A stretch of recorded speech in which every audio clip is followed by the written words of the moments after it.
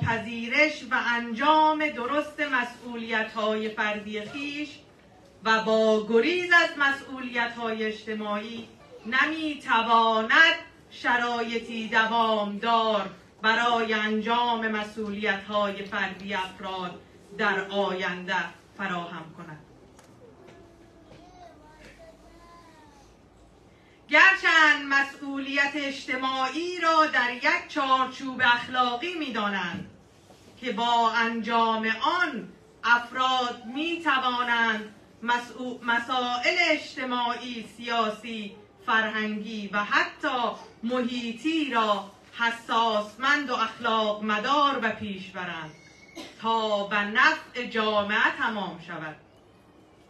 اما به نسبت درستی انجام این مسئولیت‌های اجتماعی است که نسل‌های آینده می‌توانند در شرایط بهتر برای توانمندسازی خود و پذیرش هر مسئولیتی چه فردی و چه اجتماعی قادر و آماده‌تر باشند. زین رو به نسبت درک، پذیرش و انجام این مسئولیت‌های اجتماعی هر فرد در یک جامعه است که جوامع جایگاه خود را در سطح جهان و رفاه سطح بالایی به دست می‌آورند. تفاوت ما با تمام کشورهای مترقی در قبال انجام همین مسئولیت هاست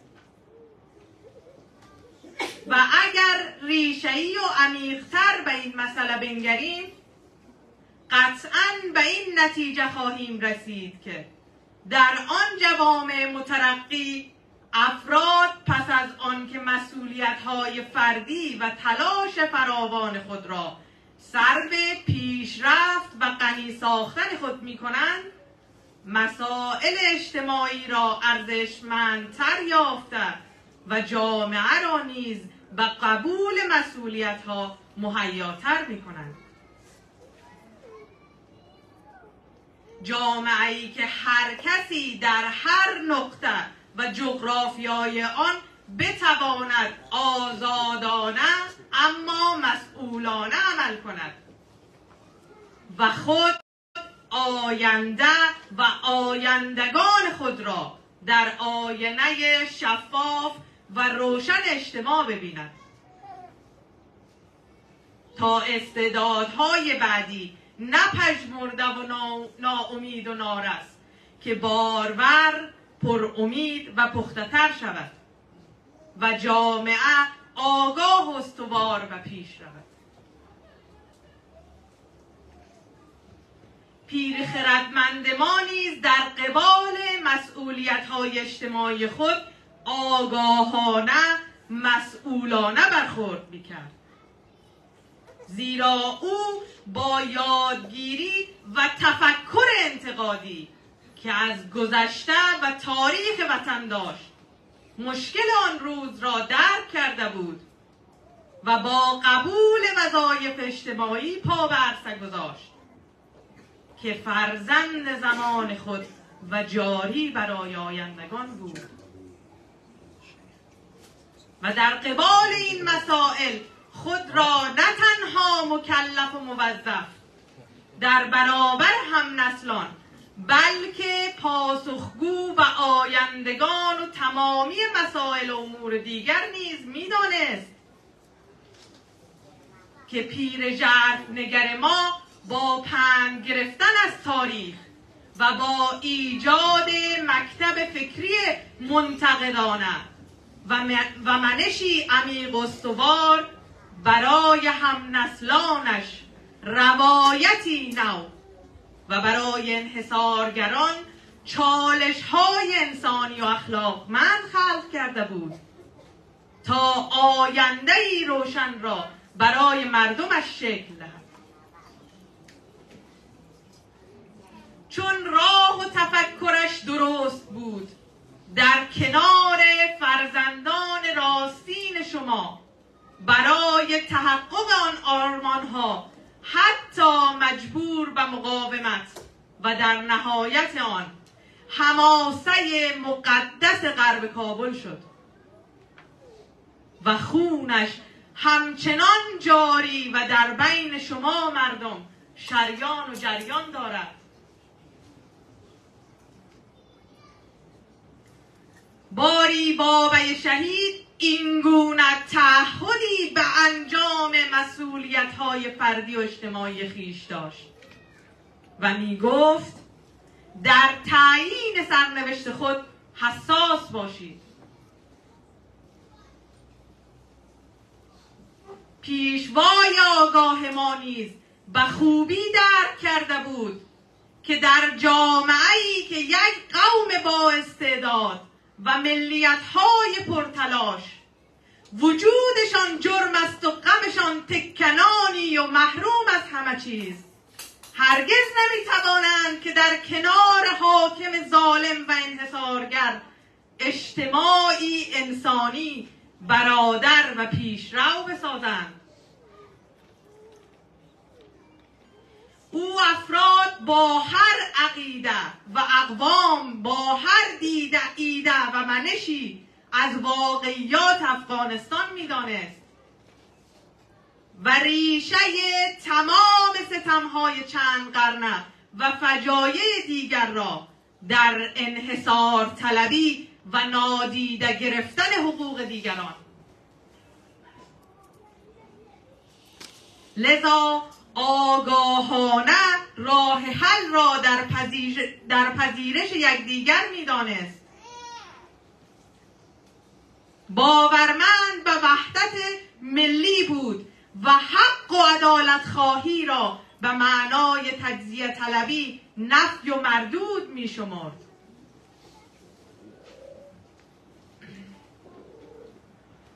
واضح است که در جوابه با گوناگونی و تنوع اقوام جامعه‌ای عاری و بدون جنگ و نزاع و یا حتی مترقی و پیشرو است که به واقعیات خود بر اقوام و استعدادهای برآمده از آن ارج بدهد.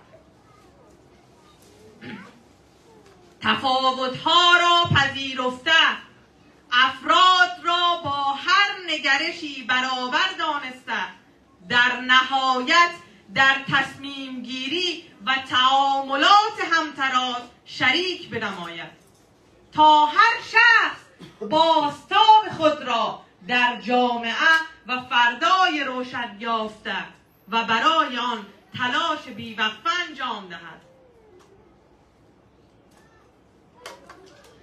همین دو دلیل، یعنی حساس بودن به تعیین سرنوشت جمعی و فراتر از آن حل مسائل و صورت ریشه‌ای با برقراری عدالت اجتماعی است که برای هر عقل سلیم دلیل مستحکم و مستدل برای حفاظت و تمام آن رشادت‌ها، استقامت‌ها و پایمردی هاست.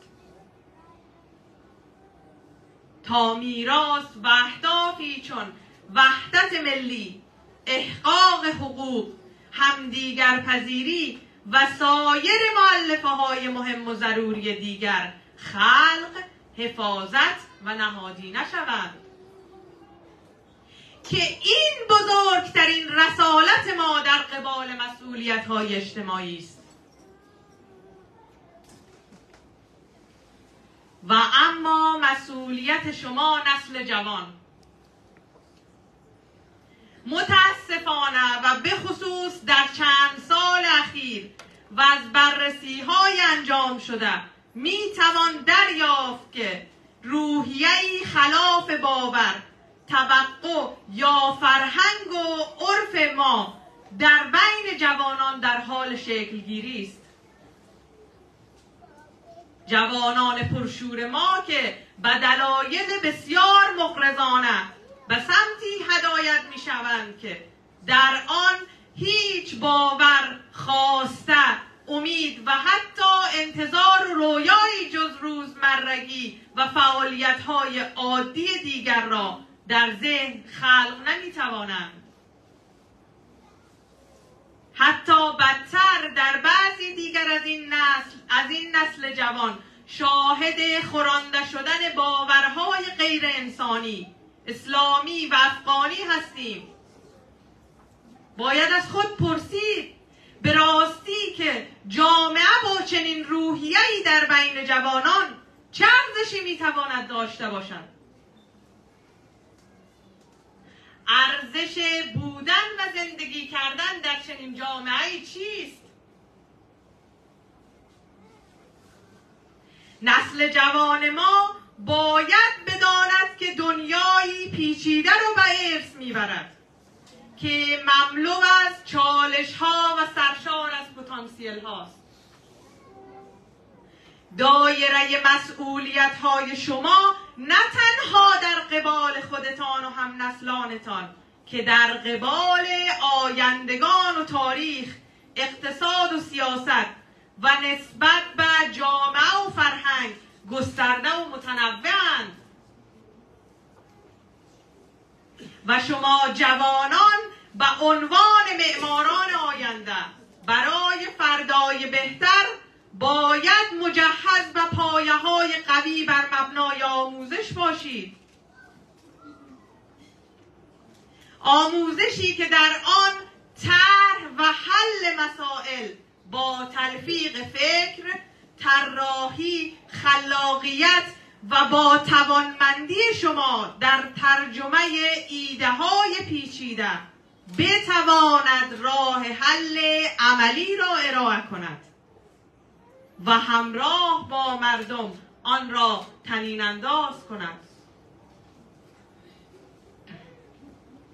از اشتباهات گذشته و پیروزی‌های تاریخیمان یاد بگیرید و برای اجتناب از تکرار اشتباهات گذشته خود را به چالش بکشید تا دین خود را به آیندگان با ایجاد شرایطی مساعد برای درخشش آنها در آینده ادا کنید.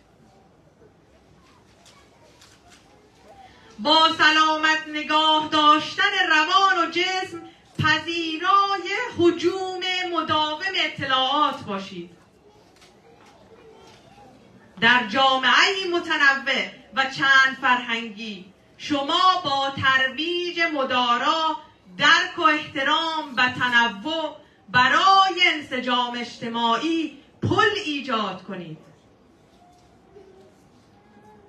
و برای این مهم همواره داوطلب باشید. بدانید شما می توانید با هر ابزاری همچو فناوری تغییرات اجتماعی مثبت را سبب شوید.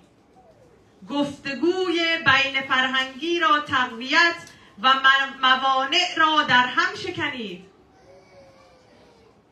و قبل از همه اینها به خود و هم نسلانتان ایمان و باور داشته باشید.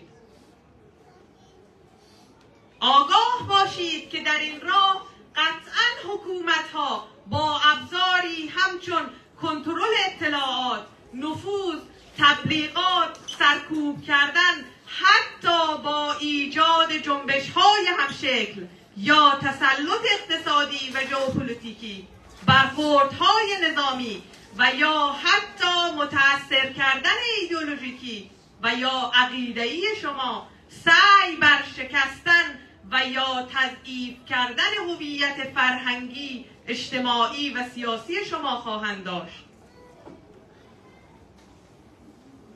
اما بدانید امید، تداوم و ایستادگی امثال شما حتی ظالمترین و مستبدترین حکومت‌ها را در هم شکسته است. ما نیز به حضور پردغدغه و آگاهانه شما به آینده روشن برای وطن امید داشته و بسیار باورمندیم. سخن آخر: چند سالی است که فعالیت‌های فرهنگی و اجتماعی خود را عمدتاً پنهانی و گاهن آشکارا انجام می‌دهم.